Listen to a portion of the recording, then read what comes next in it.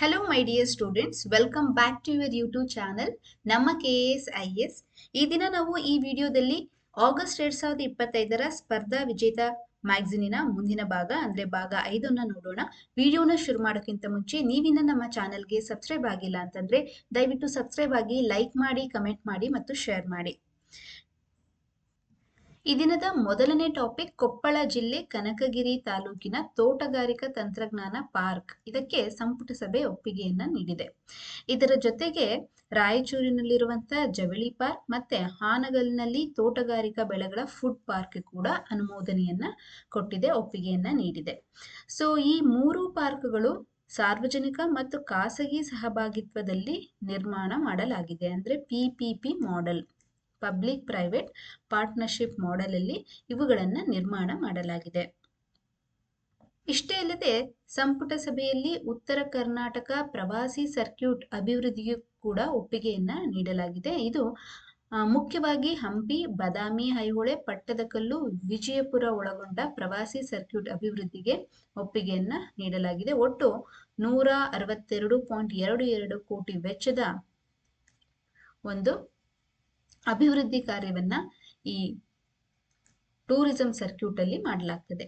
ಮುಂದಿನ ವಿಷಯ, ಶೆಟ್ಟಿಹಳ್ಳಿ ವನ್ಯಜೀವಿ ಧಾಮದ ಗಡಿ ಪರಿಷ್ಕರಣೆಗೆ ರಾಜ್ಯ ಸಂಪುಟ ಸಭೆ ಒಪ್ಪಿಗೆಯನ್ನ ನೀಡಿದೆ. ಅಂದ್ರೆ redrawing the boundaries of Shettihalli wildlife sanctuary. ಇದು 1974ರಲ್ಲಿ ಸ್ಥಾಪನೆಯಾದಂತಹ ಒಂದು ವನ್ಯಜೀವಿ ಧಾಮ ಆಗಿರ್ತದೆ. ಶಿವಮೊಗ್ಗ ಜಿಲ್ಲೆ ತೀರ್ಥಹಳ್ಳಿ ಮತ್ತು ಹೊಸನಗರ ತಾಲೂಕುಗಳಲ್ಲಿ ಈ ವೈಲ್ಡ್ ಲೈಫ್ ಸ್ಯಾಂಚುರಿಯನ್ನ ನಾವು ಕಾಣಬಹುದು. ಹಾಗಾಗಿ 1974ರ ಅಧಿಸೂಚನೆ ಹೊರಡಿಸಿದಾಗ ಅದರಲ್ಲಿ ರಸ್ತೆ ಆಗಿರ್ಬೋದು, ಬಸ್ ಸ್ಟ್ಯಾಂಡ್ ಆಗಿರ್ಬೋದು, ಜನವಸತಿ ಪ್ರದೇಶ ಆಗಿರ್ಬೋದು, ಪಟ್ಟ ಜಮೀನ್ ಆಗಿರ್ಬೋದು, ಶರಾವತಿ ಮುಳುಗಡೆಯಾಗಿದ್ದು ಗುರುತಿಸಿದ ಪ್ರದೇಶಗಳು ಸಹ ಈ ವೈಲ್ಡ್ ಲೈಫ್ ಸ್ಯಾಂಚುರಿ ಬೌಂಡ್ರಿ ಒಳಗಡೆ ಸೇರ್ಕೊಂಡಿತ್ತು. ಹಾಗಾಗಿ ಜನರಿಗೆ ಇದರಿಂದ ಅನಾನುಕೂಲ ಆಗ್ತಿತ್ತು. ಅದನ್ನ ತಪ್ಪಿಸಲು ಈಗ redrawing the boundary of Shettihalli wildlife ಸ್ಯಾಂಚುರಿಗೆ ಸಂಪುಟ ಸಭೆ ಒಪ್ಪಿಗೆಯನ್ನ ಕೊಟ್ಟಿದೆ.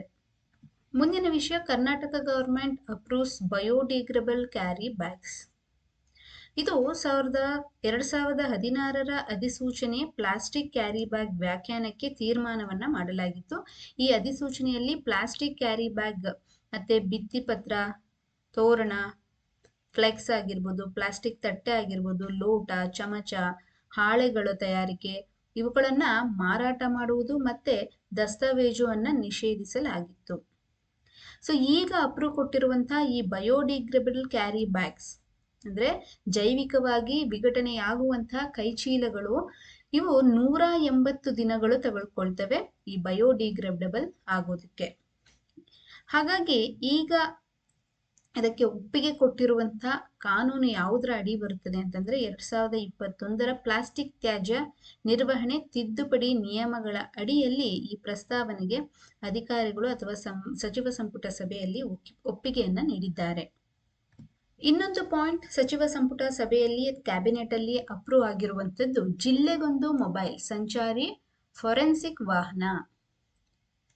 ಅಂದ್ರೆ ಅಪರಾಧ ಪ್ರಕರಣಗಳಲ್ಲಿ ಸಾಕ್ಷಿ ಸಂಗ್ರಹಣೆ ಮಾಡೋಕ್ಕೆ ಅನುಕೂಲವಾಗಿ ಕೊಡಲು ಈ ಮೊಬೈಲ್ ಫೋರೆನ್ಸಿಕ್ ವಾಹನವನ್ನ ಕೇಂದ್ರ ಸರ್ಕಾರದ ನೆರವಿನಲ್ಲಿ ಈ ರಾಜ್ಯ ಸಚಿವ ಸಂಪುಟದಲ್ಲಿ ನಿರ್ಧಾರವನ್ನ ಕೈಗೊಳ್ಳಲಾಗಿದೆ.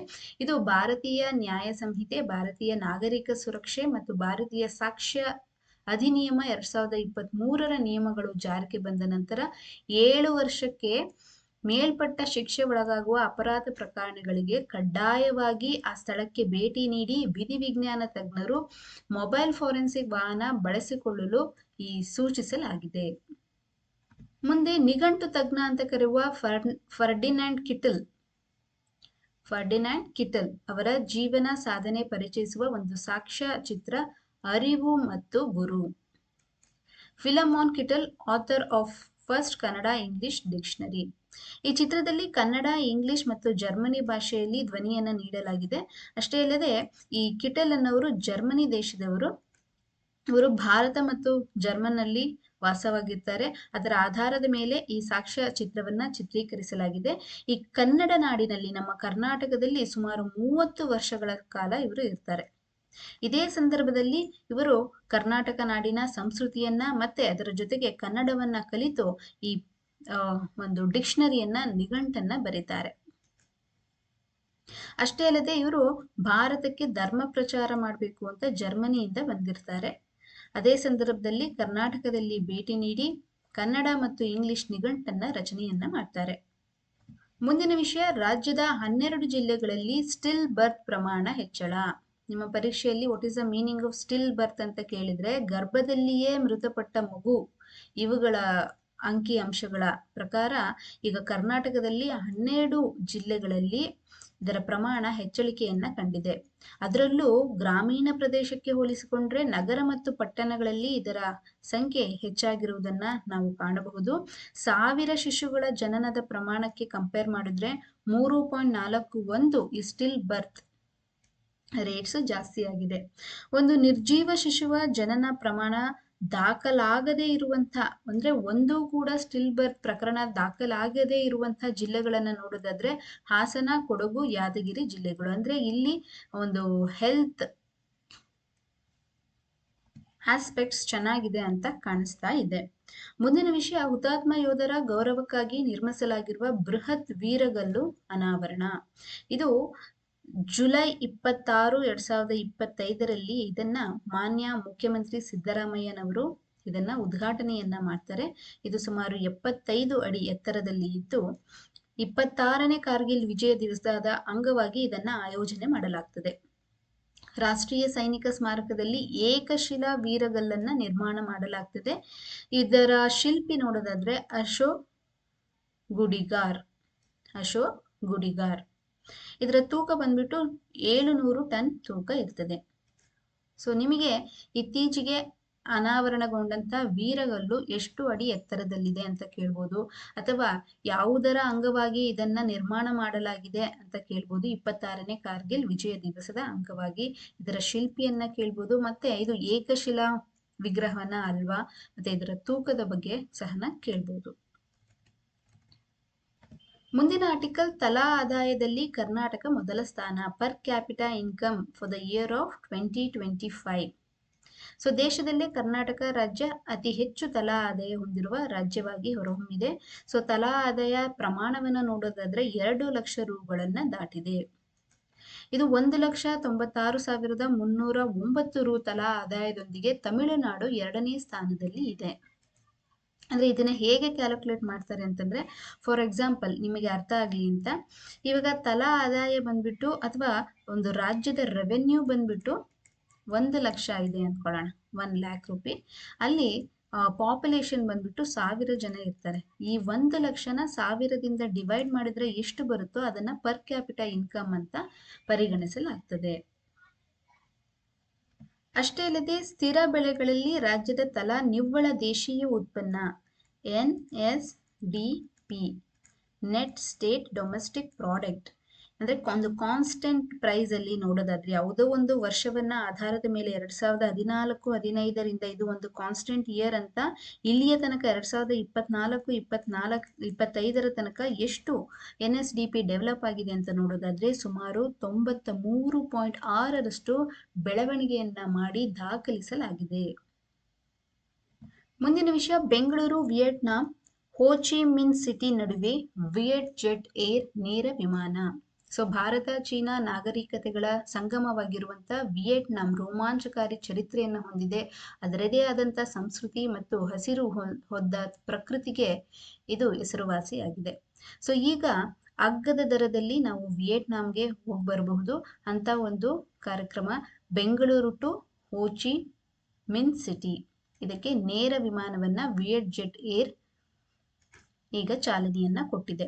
ಸೊ ವಿಯೆಟ್ನಾಂ ಕರೆನ್ಸಿ ಭಾರತದ ನಾಣ್ಯದ ಮೌಲ್ಯಕ್ಕೆ ಹೋಲಿಸಿದಾಗ ನೀವು 1 ರೂಪಾಯಿ ಭಾರತದ ಕರೆನ್ಸಿಯನ್ನ ಕೊಟ್ರೆ 300 ವಿಯೆಟ್ನಾಂ ಡಾಂಗ್ ಗಳಿಗೆ ಸಮನಾಗಿರ್ತದೆ. ಸೊ ನಮ್ಮಲ್ಲಿ ಹೇಗೆ ಇಂಡಿಯನ್ ರುಪಿ ಅಂತ ಕರಿತೀವೋ ಹಾಗೆ ವಿಯೆಟ್ನಾಂ ನಾಣ್ಯಗಳಿಗೆ, ಕರೆನ್ಸಿಗಳಿಗೆ ಡಾಂಗ್ ಅಂತ ಕರೀತಾರೆ.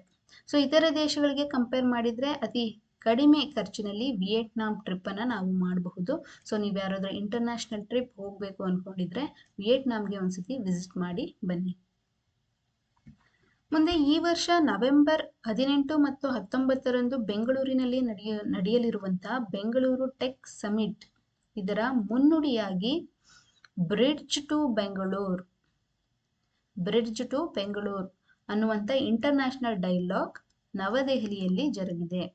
ಸೊ ನಿಮಗೆ ಬೆಂಗಳೂರು ಟೆಕ್ ಸಮಿಟ್ 2025ರ ಮುನ್ನುಡಿಯಾಗಿ ಬ್ರಿಡ್ಜ್ ಟು ಬೆಂಗಳೂರು ಎಲ್ಲಿ ನಡೆದಿದೆ? ಬೆಂಗಳೂರು, ಮುಂಬೈ, ಡೆಲ್ಲಿ, ಪುಣೆ ಅಂತ ಕೊಟ್ರೆ, ಸೊ ಬೆಂಗಳೂರು ಟೆಕ್ ಸಮಿಟ್ ಅಂತಂದ್ರೆ ಬ್ರಿಡ್ಜ್ ಟು ಬೆಂಗಳೂರು ಬೆಂಗಳೂರಲ್ಲೇ ನಡೆದಿರಬಹುದು ಅಂತ ಕನ್ಫ್ಯೂಸ್ ಆಗಿ ಬೆಂಗಳೂರನ್ನೇ ಆಯ್ಕೆ ಮಾಡ್ತೀರಾ. ಸೊ ಹಾಗಾಗಿ ನೆನ್ಪಿಟ್ಕೊಳ್ಳಿ, ಇದು ಒಂದು ಇಂಟರ್ನ್ಯಾಷನಲ್ ಡೈಲಾಗ್ ನಡೆದಿರುವಂಥದ್ದು ನ್ಯೂ ಡೆಲ್ಲಿಯಲ್ಲಿ. ಮುಂದಿನ ಆರ್ಟಿಕಲ್, ಮುಂದಿನ ದಿನಗಳಲ್ಲಿ ಏಷ್ಯಾದಲ್ಲೇ ನಂಬರ್ 1 ಸೌರ ಪಾರ್ಕ್ ಪಾವಗಡ ಸೌರ park. Pavagada gets the Asia's largest solar power park. ಮುಂದಿನ ದಿನಗಳಲ್ಲಿ ಅಂದರೆ 2 ವರ್ಷಗಳ ಬಳಿಕ, ಇನ್ನೂ 2 ವರ್ಷ ನಾವು ಕಾಯಬೇಕು. ಯಾಕಂದರೆ ಇದು ತುಮಕೂರು ಜಿಲ್ಲೆಯಲ್ಲಿ ಪಾವಗಡ ತಾಲೂಕಿನ ನಾಗಲಮಡಿಕೆಯಲ್ಲಿರುವಂಥ ಒಂದು ಸೌರ ಪಾರ್ಕ್. ಇದು ಸುಮಾರು 11,600 ಎಕರೆ ವಿಸ್ತೀರ್ಣವನ್ನು ಮಾಡಲಾಗಿದೆ. ಅಂದರೆ ಇವಾಗ ಇರುವಂಥ ಎಷ್ಟು ಪ್ರದೇಶ ಇತ್ತು? 10,000 ಎಕರೆ ಪ್ರದೇಶದಲ್ಲಿತ್ತು. ಇದನ್ನು 11,600 ಹೆಚ್ಚಿಗೆ ಪ್ರದೇಶವನ್ನು ಆ್ಯಡ್ ಮಾಡಲಾಗಿದೆ. ಸೊ ಒಟ್ಟು 10,000 ಪ್ಲಸ್ 11,600 ಅಂತಂದರೆ 21,600 ಎಕರೆ ಪ್ರದೇಶದಲ್ಲಿ ಈಗ ಈ ಸೌರ ಪಾರ್ಕ್ ಕಾರ್ಯವನ್ನು ನಿರ್ವಹಿಸಲಿದೆ. ಪ್ರಸ್ತುತವಾಗಿ 2,050 ಮೆಗಾವ್ಯಾಟ್, ಗಿಗಾವ್ಯಾಟ್ ಅಲ್ಲ, ಮೆಗಾವ್ಯಾಟ್ ವಿದ್ಯುತ್ತನ್ನು ಉತ್ಪಾದನೆ ಮಾಡುತ್ತಿತ್ತು. ಈಗ ಈ ಏರಿಯಾವನ್ನು ವಿಸ್ತರಣೆ ಮಾಡಿರೋದ್ರಿಂದ ಮುಂದಿನ ದಿನಗಳಲ್ಲಿ 2,400 ಮೆಗಾವ್ಯಾಟ್ ವಿದ್ಯುತ್ತನ್ನು ಉತ್ಪಾದನೆ ಮಾಡಿ ಇನ್ನು 2 ವರ್ಷಗಳ ಬಳಿಕ ಏಷ್ಯಾದಲ್ಲೇ ನಂಬರ್ 1 ಸೋಲಾರ್ ವಿದ್ಯುತ್ ಉತ್ಪಾದಿಸುವ ಘಟಕ ಅನ್ನೋ ಕೀರ್ತಿಗೆ ಪಾತ್ರವಾಗಲಿದೆ. ಮುಂದೆ ಬಿಬಿಎಂಪಿ 5 ನಗರ ಪಾಲಿಕೆಗಳಾಗಿ ವಿಂಗಡಣೆ. ಬೃಹತ್ ಬೆಂಗಳೂರು ಮಹಾನಗರ ಪಾಲಿಕೆಯನ್ನ 5 ನಗರ ಪಾಲಿಕೆಗಳಾಗಿ ವಿಭಜಿಸಲು ರಾಜ್ಯ ಸರ್ಕಾರ ಅಧಿಕೃತವಾಗಿ ಆದೇಶವನ್ನು ಹೊರಡಿಸಿದ್ದು, ಗ್ರೇಟರ್ ಬೆಂಗಳೂರು ಆಡಳಿತ ಕಾಯ್ದೆ 2024ರ ಅಡಿಯಲ್ಲಿ ಬಿಬಿಎಂಪಿ ವ್ಯಾಪ್ತಿಯ ಗ್ರೇಟರ್ ಬೆಂಗಳೂರು ಪ್ರದೇಶ ಅಂತ ಗುರುತಿಸಲಾಗಿದೆ. ಈಗ ಬಿಬಿಎಂಪಿ ಅಂತ ಕರೆಯಲ್ಲ, ಗ್ರೇಟರ್ ಬೆಂಗಳೂರು ಪ್ರಾಧಿಕಾರ ಅಂತ ಕರೀತಾರೆ. ಸೊ ಇದರಲ್ಲಿ ಈಗ 5 ನಗರ ಪಾಲಿಕೆಗಳನ್ನು ನಾವು ಕಾಣಬಹುದು. ಅದು ಬೆಂಗಳೂರು ಉತ್ತರ ನಗರ ಪಾಲಿಕೆ, ಬೆಂಗಳೂರು ದಕ್ಷಿಣ ನಗರ ಪಾಲಿಕೆ, ಬೆಂಗಳೂರು ಪೂರ್ವ ಮತ್ತು ಬೆಂಗಳೂರು ಪಶ್ಚಿಮ ಮತ್ತು ಬೆಂಗಳೂರು ಕೇಂದ್ರ ನಗರ ಪಾಲಿಕೆ. ಈ ರೀತಿ ವಿಂಗಡಣೆ ಮಾಡೋದಕ್ಕೆ ಮಾನದಂಡಗಳನ್ನು ನೋಡೋದಾದ್ರೆ ಏರಿಯಾ ಮತ್ತು ಪಾಪ್ಯುಲೇಷನ್, ಏರಿಯಾ ಆ್ಯಂಡ್ ಪಾಪ್ಯುಲೇಷನ್. ಸುಮಾರು 712 ಚದರ ಕಿಲೋಮೀಟರ್ನಲ್ಲಿ ಈ 5 ನಗರ ಪಾಲಿಕೆಗಳು ರಚನೆಯಾಗಿದ್ದು, ತಲಾ ಒಂದೊಂದು ಪಾಲಿಕೆಗೆ 1 ಚದರ ಕಿಲೋಮೀಟರ್ ಸರಾಸರಿಗೆ 20,225 ಜನಸಂಖ್ಯೆ ಸಾಂದ್ರತೆ ಬರುವಂತೆ ವಿಂಗಡಣೆಯನ್ನ ಮಾಡಲಾಗಿದೆ. ಇದರಲ್ಲಿ ಈ 5ರಲ್ಲಿ ಇದೆಯಲ್ಲ, ಬೆಂಗಳೂರು ಕೇಂದ್ರ ನಗರ ಪಾಲಿಕೆ ಅತಿ ಹೆಚ್ಚು ಜನಸಾಂದ್ರತೆಯನ್ನು ಹೊಂದಿದ್ದು, ಪೂರ್ವ ನಗರ ಪಾಲಿಕೆ ಅತಿ ಕಡಿಮೆ ಜನಸಂಖ್ಯೆಯನ್ನ ಹೊಂದಿರಲಿದೆ. ಮುಂದಿನ ಆರ್ಟಿಕಲ್, ನ್ಯಾಯಮೂರ್ತಿ ನಾಗಮೋಹನ್ ದಾಸ್ ಆಯೋಗದಿಂದ ವರದಿ ಸಲ್ಲಿಕೆ. ಸೊ ಇತ್ತೀಚೆಗೆ ಎನ್ ನಾಗಮೋಹನ್ ದಾಸ್ ಪ್ರಚಲಿತ ವಿದ್ಯಮಾನಗಳಲ್ಲಿ ಇದ್ದು, ಅದು ಯಾವುದಕ್ಕೆ ಸಂಬಂಧಿಸಲ್ಪಟ್ಟಿದೆ ಅಂತಂದ್ರೆ ಪರಿಶಿಷ್ಟ ಜಾತಿಗಳ ಒಳ ಮೀಸಲಾತಿ, scheduled cost internal reservation. So ಈ ಆಯೋಗ ಪರಿಶಿಷ್ಟ ಜಾತಿಗಳನ್ನ 5 ಗುಂಪುಗಳಾಗಿ ವರ್ಗೀಕರಣವನ್ನ ಮಾಡಿತ್ತು. ಈ ವರದಿಯ ಪ್ರಮುಖ ಅಂಶಗಳನ್ನ ನೋಡೋದಾದ್ರೆ, ಒಟ್ಟು ಕುಟುಂಬ 27,24,768 ಯಾವುದು ಪರಿಶಿಷ್ಟ ಜಾತಿಗಳದು. ಮತ್ತೆ ಸಮೀಕ್ಷೆಯಲ್ಲಿ ಒಳಪಟ್ಟ ಜನ ನೋಡೋದಾದ್ರೆ 1,07,1,982. ಇದರಲ್ಲಿ ಉಪಜಾತಿಗಳು 101. ವರದಿಯ ಒಟ್ಟು ಪುಟಗಳು 1,766, ಶಿಫಾರಸುಗಳು 6. ಸೊ ಮುಖ್ಯವಾಗಿ ನೀವು ಇಲ್ಲಿ ಎಷ್ಟು ಗುಂಪುಗಳಾಗಿ ವರ್ಗೀಕರಣ ಮಾಡಲಾಗಿತ್ತು, ಮತ್ತೆ ಈ ಆಯೋಗ ಯಾವುದಕ್ಕೆ ಸಂಬಂಧಿಸಿದೆ, ಒಟ್ಟು ಎಷ್ಟು ಶಿಫಾರಸುಗಳನ್ನ ಇದು ಮಾಡಿದೆ ಅಂತ, ಮತ್ತೆ ಉಪಜಾತಿಗಳನ್ನ ಸಹ ನೆನ್ಪಿಟ್ಕೊಂಡ್ರೆ ಸಾಕು. ಮುಂದೆ ಇನ್ನೊಂದು ಆಯೋಗದ ಬಗ್ಗೆ ಇಲ್ಲಿ ಮಾಹಿತಿಯನ್ನು ಕೊಟ್ಟಿದ್ದಾರೆ, ಸದಾಶಿವ ಆಯೋಗ ರಚನೆ. ಸೊ ಕರ್ನಾಟಕ ರಾಜ್ಯದಲ್ಲಿ ಪರಿಶಿಷ್ಟ ಜಾತಿಗೆ ಸೇರಿದ ಸಮುದಾಯಗಳ ಸ್ಥಿತಿಗಳನ್ನು ಮತ್ತು ಸಂವಿಧಾನದ 15 ಕ್ಲಾಸ್ 4 ಮತ್ತು ಸಂವಿಧಾನದ 16 ಕ್ಲಾಸ್ 4 ವಿಧಿಯ ಪರಿಶಿಷ್ಟ ಜಾತಿಗೆ ನೀಡುವ ಮೀಸಲಾತಿ ಸೌಲಭ್ಯವನ್ನ ಎಲ್ಲಾ ಸಮುದಾಯಗಳಿಗೆ ಸಮಾನವಾಗಿ ಸಿಗುತ್ತಿದೆ ಅಂತ ಅಧ್ಯಯನ ಮಾಡಲು ಈ ಸದಾಶಿವ ಆಯೋಗವನ್ನ 2005 ಸೆಪ್ಟೆಂಬರ್ 24ರಂದು ನೇಮಿಸಲಾಗಿತ್ತು. ಈ ಆಯೋಗವು ಪರಿಶಿಷ್ಟ ಜಾತಿಯಲ್ಲಿ ಬರುವ 101 ಜಾತಿಗಳ ಅಧ್ಯಯನ ಮಾಡಿ 2012ರಲ್ಲಿ ಸರ್ಕಾರಕ್ಕೆ ವರದಿಯನ್ನ ಸಲ್ಲಿಸಿತ್ತು. ಇದು ಸದಾಶಿವ ಆಯೋಗ ಬಂದ್ಬಿಟ್ಟು ಪರಿಶಿಷ್ಟ ಜಾತಿಗಳ ಉಪಜಾತಿಗಳ ಅಧ್ಯಯನಕ್ಕೆ. ಇವಾಗ ಮೇಲ್ಗಡೆ ನೋಡಿದ್ವಲ್ಲ ನಾವು ನಾಗಮೋಹನ್ ದಾಸ್ ಆಯೋಗ, ಅದು ಬಂದ್ಬಿಟ್ಟು ಇಂಟರ್ನಲ್ ರಿಸರ್ವೇಶನ್, ಶೆಡ್ಯೂಲ್ ಕಾಸ್ಟ್ ಅಲ್ಲೇ ಇಂಟರ್ನಲ್ ರಿಸರ್ವೇಶನ್ಗೆ. ಸೊ ಕನ್ಫ್ಯೂಸ್ ಆಗಬೇಡಿ. ಇನ್ನೊಂದು ನಿಮಗೆ ಹೋಮ್‌ವರ್ಕ್, ನೀವು ಈಗ ಗೂಗಲಲ್ಲಿ ಹೋಗ್ಬಿಟ್ಟು ಇಂಡಿಯನ್ ಕಾನ್ಸ್ಟಿಟ್ಯೂಷನ್ ಆರ್ಟಿಕಲ್ 15 ಕ್ಲಾಸ್ 4 ಮತ್ತೆ 16 ಕ್ಲಾಸ್ 4 ಅಲ್ಲಿ ಏನು ಹೇಳಿದೆ ಅಂತ ನೋಡಿ ನೋಟ್ ಡೌನ್ ಮಾಡ್ಕೋಬೇಕು. ಇದು ನಿಮ್ಮ ಹೋಮ್‌ವರ್ಕ್. ಇಷ್ಟು ಈ ದಿನದ ವಿಷಯಗಳಾಗಿತ್ತು. ಮುಂದಿನ ವಿಡಿಯೋದಲ್ಲಿ ಮತ್ತೆ ಭೇಟಿಯಾಗೋಣ. ಅಲ್ಲಿವರೆಗೂ ಸ್ಟಡಿ ವೆಲ್, ಟೇಕ್ ಕೇರ್, ಬಾಯ್.